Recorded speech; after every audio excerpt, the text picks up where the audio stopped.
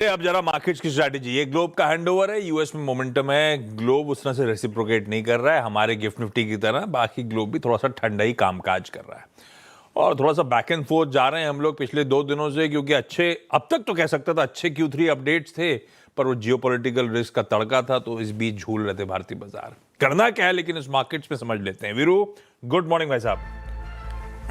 Good morning आशीष। शुरू में आपने बिल्कुल सही कहा था कि बच गए गुरु, है ना, बच गए कल। हाँ हाँ। और आशीष एक बड़ी थिन, एक बहुत थिन लाइन है जब आप इस शब्द का इस्तेमाल करते हैं वीकनेस, और जब आप इस शब्द का इस्तेमाल करते हैं स्ट्रेंथ। कल आईसीआईसीआई बैंक के मोमेंटम को देखिए, कल एसबीआई ने ऑल टाइम हाई क्रिएट किया, तो एक बहुत स्ट्रांग फोर्स भी थी। और रिलायंस का कोलैप्स, ट्रेंड का कोलैप्स, केन्स का कोलैप्स, आईटीसी का कोलैप्स, हम वो भी हैंडल कर रहे थे। तो इसलिए आपने जो शब्द इस्तेमाल किया, टर्म बच गए गुरु, वो बिल्कुल पर्याप्त थे आशीष।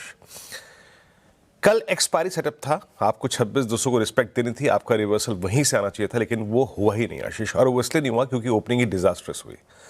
That's because of trend, Reliance और एचडीएफसी बैंक और आईटीसी। हालांकि इस प्राइस में भी एक उपलब्धि है आशीष। पहले प्राइस को डिफाइन कर लेते हैं, फिर रणनीति पे आएंगे।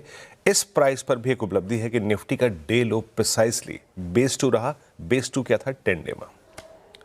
और दूसरी तरफ बैंक निफ्टी खुलने के बाद, कमजोरी के बाद डे हाई पर भी गया और नहीं पार किया RS1, बट स्ट्रेंथ वहां पर है। एचडीएफसी बैंक के प्रेशर को बहुत अच्छी तरीके से आईसीआईसीआई बैंक और state bank of India handle कर रहे थे। एक मिक्स्ड अप्रोच रखनी पड़ेगी आशीष, और स्क्रीन को ट्रेड करना पड़ेगा। एफआईएस नदारत हैं, कैश में बहुत, अगर आप देखिए उनके इंप्रेशन स्ट्रांग नहीं है और बाइंग कोई नहीं है।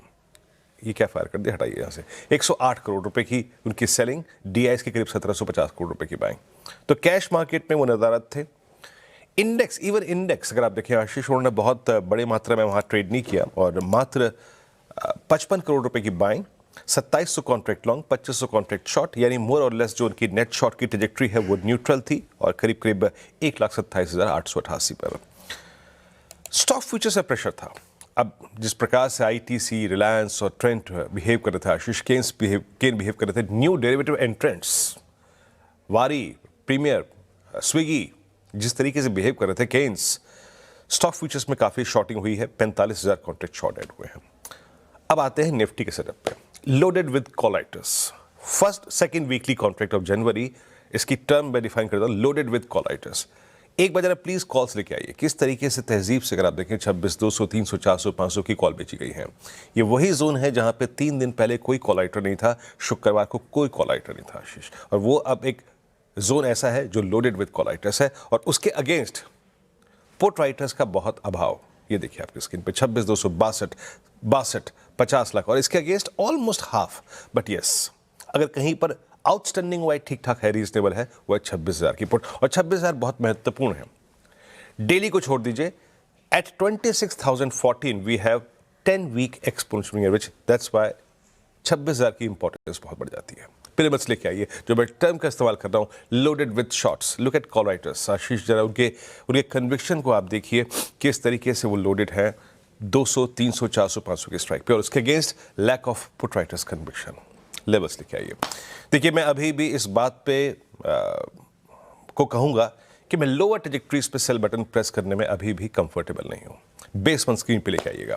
दैट बेस 1 मेरा कन्विक्शन रोज बरोज, जो 2 दिन पहले अपने ऑल टाइम हाई क्रिएट किया, तो हम एकदम से निफ्टी को निगलेक्टेड नहीं रख सकते। 26,073, 119 देखिएगा पोस्ट ओपनिंग, अगर बेस 1 होल्ड कर रहा है, फिर कह रहा हूं अगर देखिएगा होल्ड कर रहा है, दैट 10-20 डे में एक रिवर्सल पॉसिबल है। बट अगर ये टूट गया तो याद रखिएगा बहुत सारे स्टॉप लॉसेस ट्रिगर होंगे, and in that case a collapse towards 979 and 941 even is visible, is possible, क्योंकि ये हुआ है। हमने 10 वेमा को कई बार इंट्राडे में वायलेट किया है, तो वो हो सकता है। बट टुवर्ड्स बेस 1 दिमाग लगाइएगा, देखिएगा स्टॉक फ्यूचर्स क्या कर रहे हैं, a pull back is possible, but the game persist between base 1 and RS1। RS1 क्या है? फर्स्ट कॉलाइटर्स का जोन, तो आपको फोकस करना है इस जोन में।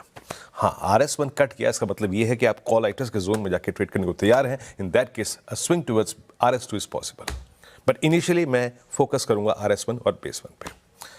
अब हम बेस 1 पर यानी 10-20 डेमा पे इतनी तवज्जो इसलिए दे रहे हैं आशीष, क्योंकि एक तरफ आपका बैंक निफ्टी जो है ना, वो बहुत स्ट्रांग है। SBI, ICICI बैंक और तमाम banking stock futures, axis bank को देखिए, इंडसइंड बैंक को देखिए, कल बैंक निफ्टी में लॉन्ग क्रिएट हुआ आशीष, जब मैं पल्स प्रेजेंट करूंगा 8:30 पर। तो ये चीज़ें हैं वहाँ पर। तो बैंक निफ्टी स्ट्रांग है। लेके आइए प्लीज पिरामिड्स। बैंक निफ्टी में आपको आज कोई कॉल राइटर विजिबल नहीं होगा आशीष, कॉल राइटर नहीं है। 59,500 पे स्ट्रांग पुट राइटर है, तो अभी भी पुट राइटर्स 59,500 पे अलाइंड है, वो 60,000 पे नहीं आए हैं और कॉल राइटर्स की कम प्रेजेंस है। लिखे आइए लेवल्स।